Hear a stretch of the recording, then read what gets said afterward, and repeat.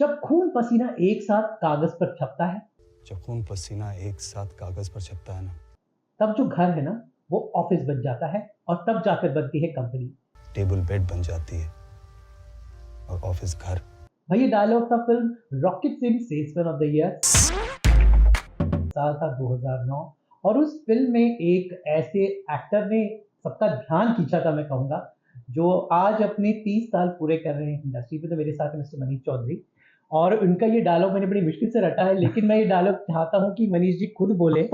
Rocket Singh का ये जो एवरग्रीन आइकॉनिक डायलॉग, एंड इससे पूरी फिल्म का एसेंस, मतलब सब लोगों के दिलों में छप गया था। तो will start with this dialogue again from you. जब खून पसीना एक साथ कागज पर छपता है, जब खून पसीना एक साथ कागज पर छपता है ना, टेबल बेड बन जाती है और ऑफिस घर। I can remember. लंबा वक्त बीत गया है, साल था 2009 जैसे मैंने कहा। But Manish ji, I mean आपने इतना सारा काम किया है। First of all congratulation, 30 years in the industry thank you. And you still the same. Well जी, तो क्या है राज आपकी इस एनर्जी का? Well whether I am the same और नॉट, वो तो एक्चुअली मुझे ही पता है। जो लगते हैं वो अलग होता है। जो 30 साल हो गए, तो I mean I am not 26 any more. But you know, for actors it's always been very important for me as an actor to keep my energies as high as possible. काम करते रहना है और उसके लिए एनर्जेटिक होना बहुत ज़रूरी है, क्योंकि हम लोग सेट पे 12 से 16 घंटे रोज़ बिताते हैं। और कभी कभी मुझे दिन के अंत में ऐसे रियलाइज़ होता है कि मैं आज बैठा ही नहीं कहीं पर, बिल्कुल कुछ 13-14 घंटे ऐसे ही खड़े खड़े बिता दिए। सो उसके लिए एनर्जी इज़ वेरी इंपॉर्टेंट, और उसके लिए कसरत हम लोग करते हैं, सभी एक्टर्स करते हैं। मैंने देखा यू आर फिटनेस फ्रीक, और आप हमेशा फिटनेस उसमें रहते हैं। So I am sure fitness is part of your daily routine. बिल्कुल बिल्कुल, बहुत ज़रूरी भी है वो। तो रॉकेट सिंह सेल्समैन, ये जो फिल्म थी, आई think it's one of the most unique film ever made in Indian cinema. First of all original script, एक कॉर्पोरेट फिल्म, लेकिन एक एक मैसेजेस, एक एक character, they were truly great. There was no negative, positive. Every character had its own shortcomings, positive. So I think बहुत कम ऐसी फिल्में हमारी इंडस्ट्री में बनी है। So how do you see that film as a landmark in your career? ऐसा क्या करती है ये rocket sales corporation? Well, you know, this film actually has spoken for itself, really. It came out in 2009 दिसंबर में। अब आप समझिए कि उसको 16 साल होने वाले हैं, और आज भी लोग जब रॉकेट सिंह की बात करते हैं तो ऐसे बात करते हैं जैसे अभी बनी और अभी उन्होंने देखी है, बिकॉज उसकी जो रिकॉल वैल्यू है that's very very high, and I think it's one of the most watched rewatched films in the last 1.5-2 decades. Unfortunately, when the film came out, it created some amount of a buzz on that weekend, I remember. But as a film which would want to run at the box office, that didn't happen for it. Or within about a week's time, uska box office बंद हो गया था. You know, it might have been running in the second week, but जैसे सुबह के shows they देते हैं या रात का बहुत लेट शो दे देते हैं. But what happened with it was that जो बिकॉज सेल्समैन की कहानी थी, और मुझे लगता है कि at that time in the country being a salesman was something that a lot of young people were doing. It was one of the primary new jobs that people were taking up. तो उसके चलते ये film बहुत सारे youth ने देखनी शुरू की, और मुझे लगता है कि बहुत सारे जो मैनेजर्स थे इन ग्रुप्स के, उन्होंने अपने एम्प्लॉयज को, अपने कार्डर्स को ये फिल्म दिखानी शुरू की ऑफिसेज वगैरह में. So it just caught on. It was just a film at some level. It came at the right time. And although box office में उसको सक्सेस नहीं मिली, लेकिन पिछले 15 साल में मैंने देखा है कि लोग ऐसे बात करते हैं रॉकेट सिंह की जैसे अभी हमने बनाई है या अभी उन्होंने देखी है. एंड इट्स ट्रू, उन्होंने चौथी या पांचवी बार अभी फिर से देखी है. ओटीटी पे बहुत देखी जाती है। Of course, because of the platforms, ji. because it became available on so many different platforms, and because OTT भी उसी वक्त से फिर पिछले 6-8 साल से it's become really very out there, तो उसके चलते बहुत सारे लोग उसको देख सकते हैं फिल्म को. आपने फिल्में तो बहुत सारी की हैं, हर तरह के रोल्स किए हैं, बट कुछ रोल्स मैं देख रहा हूँ कि आपके जैसे स्पेशली यूनिफॉर्म के roles come naturally to you. I mean officer के रोल हो, स्टर्न लुक हो, so I mean you somewhere वर्दी आप पे बहुत पकती है तो वर्दी की फिल्में अभी हाल ही में स्काई फोर्स हो और बहुत सारी मुझे फिल्में आपकी याद है you like Yeah, wearing the uniform. Batla house. इज्जत, फर्ज, देश, सब एक चुटकी में धुआं, ऐसे। वर्दी के साथ जो जब पहनते हैं आप उसमें जाते हैं तो that natural stance, how it comes to you, how as an actor you develop that natural stance? Well, that stance actually, I mean, if you're a serious actor, which I like to believe I am, costuming makes a lot of difference. और जैसे ही आपने वो उस तरह के boots पहने, उस तरह की यूनिफॉर्म डाली, आपका जो आपकी रीढ़ की जो हड्डी होती है वो वैसे ही थोड़ी सी और सीधी हो जाती है. You suddenly gain about a little few centimeters in height. So I think it's just that, and I also enjoy that world a lot. मतलब मुझे उस तरह की चीजें देखना भी बहुत पसंद है और मुझे उस तरह की कहानियों में काम करना भी बहुत पसंद है, चाहे वो पुलिस की कहानी हो या मिलिट्री की कहानी हो. So I've actually been very lucky क्योंकि पुलिस के साथ साथ मैंने गैंगस्टर्स के भी रोल किए हैं. लेकिन I've been very lucky with the variety that I've managed to do. Underrated की बात करूं तो आपका एक टीवी शो था, वो भी बहुत अंडररेटेड है, वो समय से पहले ही आ गया था, एंड दैट वाज पाउडर. मुझे याद है कि जब वो यशराज ने ही आपको ये वाली फिल्म दी, यशराज ने ही आपको पाउडर दिया. So Powder was also way ahead of its time, and now so many people watch it. Oh, it's where was it? तो but जब वो आया था तो शायद एक हफ्ते में ही ऑफ एयर हो गया था सोनी टीवी पे जब रिलीज हुआ. वो एक्चुअली ऑफ एयर नहीं हुआ था, उसका जो पीआर उन्होंने किया था बहुत धूमधाम से, जो पहले हफ्ते में किया था वो एकदम से उन्होंने हटा दिया. मतलब होर्डिंग्स लगी हुई थी वो हटा दी, पोस्टर्स लगे थे वो हटा दिए, तो लोगों को ऐसा लगा कि वो अब आ ही नहीं रहा. लेकिन वो एक्चुअली रोज शाम हफ्ते में एक बार, I don't know which day it was, शाम को वो आता था और उसका रिपीट होता था अगले दिन सुबह. लेकिन उस दौरान उन 26 हफ्तों में उसे किसी ने नहीं देखा, लिटरली किसी ने नहीं देखा. जब नेटफ्लिक्स पे नार्कोस लोग सब देख रहे थे, नार्कोस आया, लेकिन फिर 2016-17 में नेटफ्लिक्स यूके पे पाउडर फिर से आया. जिस शहर में तू कभी किंग था, वहां आज मेरे और मेरे ऑफिसर्स के डर से घुस नहीं सकता. लोगों ने दुनिया भर में देखा. बल्कि मैं सर्बिया में एक बार शूट कर रहा था शूरवीर के लिए, जो हॉटस्टार का एक सीरीज थी. वहां पर एक लड़के ने मुझसे कहा कि मैंने आपकी सीरीज देखी है, आप तो उसमें पुलिस वाले बने हुए हैं, और मैंने सर्बियन में देखी है, उसकी अपनी लैंग्वेज में. So a lot of people actually ended up watching it. ऐसी ही एक और फिल्म आजकल बहुत न्यूज में थी, वो सनम तेरी कसम. वो आपकी एक और film which was again re-released and it created wonders. So Sanam Teri Kasam में भी एक बिल्कुल different shape, you playing a South Indian character, very emotional role. Very much. So how was the re-release of Sanam Teri Kasam? How much accolades? What kind of response you got? It was amazing, really, because again, Sanam Teri Kasam is another story which didn't work at that time. Again, because of the OTT platforms, it did very well, और उसकी recall value फिर बहुत बढ़ गई. और उसकी recall value कितनी बढ़ी, ये तो उसका आप अंदाजा उसके re-release से लगा सकते हैं. It earned like I think over 50 crores, and it's become the most highest earning re-release film in India. So it was great to have that happening, because 2000 I think 16 में 9 साल पहले वो आई थी फिल्म, और मुझे पता है कि उसमें कितनी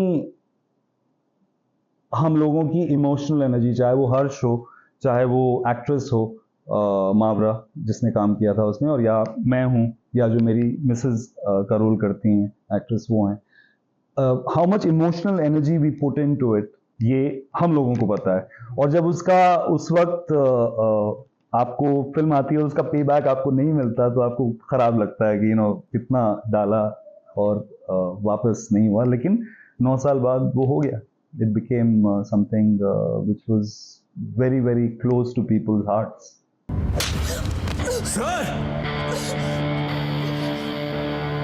आपने कुछ टेलीविजन शोज भी किए थे, जैसे कि जो दिल्ली में जिसकी शूटिंग होती थी सोनी पे again, how was the experience doing a daily show in the sense कि a TV serial as a format, how do you feel because it's the most watch genre across India? Yeah, so I've mostly kept away from that how do you say that genre of television, which is because what it does is it takes a lot of your time. तो आप करीब 15 या 20 दिन हर महीने अगर आप उसको देंगे तो आप फिल्म कैसे करेंगे, और मुझे हमेशा से फिल्मों में काम करना था, और फिर ओटीटी शुरू हुआ तो फिर ओटीटी में काम करना शुरू किया, और ओटीटी की सीरीज और फिल्म की शूटिंग का जो लॉजिस्टिक्स होता है समय का, वो मोस्टली एक ही जैसा होता है।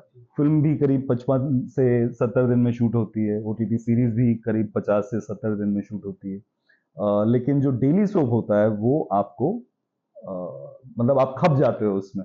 सो मैंने एक किया सोनी के लिए, जैसे आपने कहा, जो हम लोग दिल्ली जाकर शूट करते थे। It sort of worked out for me nicely because Delhi में मेरी फैमिली है, तो I was quite happy spending some time there.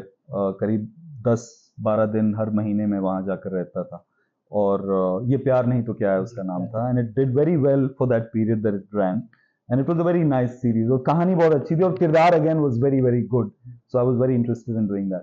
तो मुझे एक्चुअली पता ही नहीं लगा कि वो डेली सोप था। वो वेरी नॉन डेली सोप वाली लॉजिस्टिक्स थी उसकी, तो उसमें वो निकल गया।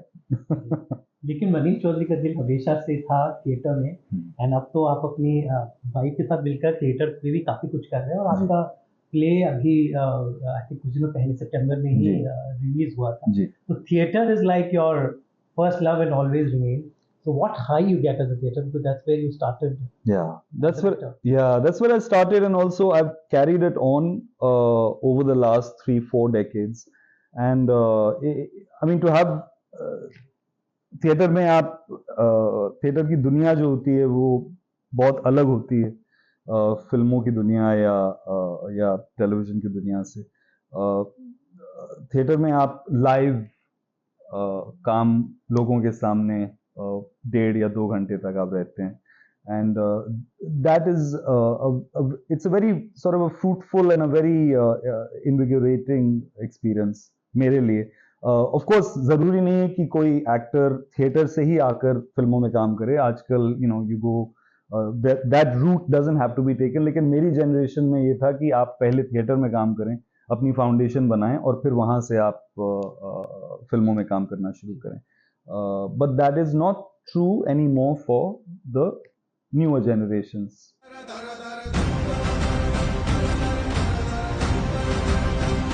What do you think? The new generation wants very quick things, and these days, also the fact, unfortunately, the fact of the matter is that theater doesn't have the kind of space that it used to have at one time. क्योंकि जो लोगों के देखने का जो एक style या देखने का जो एक चाव है, वो पिछले 10-12 साल में बहुत बदल गया है ओटीटी के चलते, और the fact that you can watch so much on your phone now, that screen is always available to you in your pocket, you don't even have to go home to switch on the TV. तो उसके चलते मुझे लगता है theatre is really taken a little bit of a beating in the urban centre specially, लेकिन मेरा मानना यह है कि थिएटर का जो ऑडियंस है, चाहे वो छोटा ही हो, लेकिन वो हमेशा रहेगा, क्योंकि वो जो एक्सपीरियंस जो एक्टर को मिलता है लाइव काम करते हुए, वही एक्सपीरियंस ऑडियंस को भी मिलता है लाइव काम देखते हुए, राइट? सो उसकी जो अगर किसी का रुझान उस तरफ है तो वो रुझान हमेशा रहेगा। ओटीटी की बात चलिए तो आपका बहुत प्रोमिनेंट ऑफकोर्स शो था आर्या, एंड उसके बाद शूवीर भी किया, तो OTT has given you a like really tailor made role, because Aarya का वो रोल में it's very meaty role, so how was the OTT game changer for you as an actor? Well, I mean, what happened was that मैंने आर्या और एक और series की थी Bombay Begums, Netflix पे जो आई थी, so I finished shooting these two series quite much together, और बिल्कुल शूट खत्म होते ही कोविड का समय आ गया। तो उस दौरान क्योंकि शूटिंग खत्म हो चुकी थी, उन्होंने जल्दी से दोनों सीरीज बनाई, पोस्ट प्रोडक्शन किया और रिलीज कर दिया। तो उसके चलते Arya became like a massive hit because a lot of people were just sitting at home and they wanted new content, and Arya gave them that opportunity to see some new content, and also it was made very well. So both things worked very well for it. तो उसके चलते फिर मेरे लिए OTT का एक सिलसिला जैसे आप कहते हैं शुरू हो गया, and it's going on.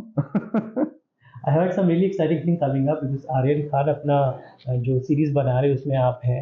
So it's I know it's a little premature to talk about it, but how excited are you working with Shah Rukh Khan's son No. as a director? It was fantastic. It was really, really wonderful to work with Aryan. I really had a very, very invigorating, exciting time working with him. और मैं ये word बहुत इस्तेमाल करता हूँ, exciting और इन्विगोरेटिंग, क्योंकि actor के लिए बहुत ज़रूरी है कि वो अपने आप को काम को लेकर एक्साइटेड रहे, क्योंकि you don't want to see a bored actor, you know, you want to see an excited actor with so it was very, very good, the experience of working with Aryan. So much experience. When are you turning director for a series or a film? Oh, I don't think that's going to happen. No, I'm quite happy being on the other side in front of the camera and not really get involved with anything else. So I don't think that's going to happen. 30 years in the industry, and now you are not alone. You have your wife also with me. How has marriage changed? And because she's from the same industry, she's Yeah. with you through thick and thin. How does it help? Because someone from your industry who has been with you, does it really helps because Bombay is not an easy city to live in. Yeah, yeah. So how does the partner from the same industry helps you to face the odds and take life further? No, immensely, because there's so many things that don't need to be explained. Because my wife actually understands a lot of things without really having to really ask me a lot of stuff, and I think that makes a lot of difference, because it can be a difficult industry, difficult business to work in. The hours can be very odd. मतलब आप कभी-कभी जैसे मैं सुबह 8 बजे निकलता हूँ और पता चला कि अगले दिन सुबह 8 बजे या 9 बजे वापस आ रहा हूँ. So that kind of work, that kind of work ethics is there in the business, which I really enjoy, because जितना ज़्यादा काम मुझे लगता है, जैसे जितना ज़्यादा काम मैं करता हूँ उतना ज़्यादा मुझे अच्छा लगता है. Of course थकान वगैरह तो लगी रहती है लाइफ में, लेकिन but the excitement of the work is something that I really enjoy. तो ये चीज़ जो है मेरी वाइफ बहुत अच्छी तरह से समझती है. So that's a great boon. So what next, Maniji? What is the next we can look for now in 2025 and the coming years? Well, this is actually going to be a very busy year for me in terms of releases. Skyforce came out in January. Then I was very lucky that Deepak Mukut decided to re-release Sanam Teri Kasam. That came in February. अब मैंने एक Telugu film की है. नहीं, ये मेरी दूसरी film है तेलुगु. गौतम तिन्ननूरी इसके डायरेक्टर हैं, जिन्होंने जर्सी नाम की फिल्म बनाई थी. तो और विजय देवरकोंडा इसमें हीरो हैं. तो वो फिल्म आएगी 4 जुलाई को. और what's happened also lately is, since Pushpa became so popular, that the trend of Telugu films coming out also means that वो उसी दिन हिंदी में भी रिलीज होती हैं, पैन इंडिया रिलीज होती है उनकी. तो ये फिल्म हिंदी में रिलीज होगी एज साम्राज्य, और तेलुगु में और कन्नड़ा और तमिल में बतौर Kingdom. So that will come out in July. उसके बाद आर्यन की सीरीज बाहर आएगी, Bads of Bollywood. We are hoping that would also be quite soon. The date has not been announced as yet. फिर एक मैंने धर्मैटिक्स के साथ फिल्म की है, आप जैसा कोई नाम की, जिसमें माधवन है. वो फिल्म मुझे लगता है वो भी जल्दी ही आएगी, बिकॉज उसकी भी PR शुरू होने वाली है जल्दी. उसके बाद एक इंडिपेंडेंट फिल्म मैंने की है, उसका नाम है मर्डरबाद. It's a thriller. That is another film that will release this year. That's again a very young director, Arnab Chatterjee originally from Calcutta, but now he's here. तो ये 4 चीज़ें हैं जो I am really looking forward to them. Telugu film industry हाल ही में काफ़ी news में रही. उनका काम करने का अंदाज क्या कुछ अलग होता है जब आप वहाँ पे आपने पहले नागार्जुन के साथ दोस्त किया, विजय देवरकोंडा के साथ आप कर रहे हैं. वहाँ की शॉट टेकिंग, वहाँ का डिसिप्लिन खासकर I think is an example for everybody. So how was your experience working in Hyderabad with the Telugu film industry? Excellent. It was very, very good. My first film was with Nagarjun. That was called Ghost. तो वहाँ पर मुझे सबसे पहला experience हुआ एक बड़ी Telugu film कैसे शूट होती है, उनका स्केल कैसा होता है. They like to shoot things in a very nice, large way.